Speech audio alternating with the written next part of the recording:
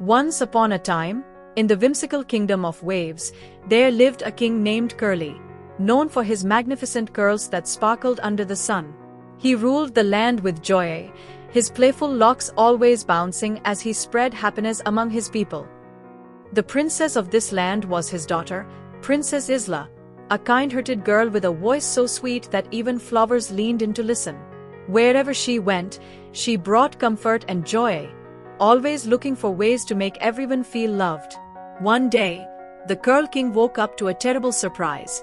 His beautiful curls had lost their bounds. Without his curls, he felt lost and unsure of how to rule his kingdom. He locked himself in his room, too embarrassed to show his people. Princess Isla, determined to help her father, came up with a brilliant plan. She would go on an adventure to find the legendary magic dew that could restore his curls and bring back his smile. True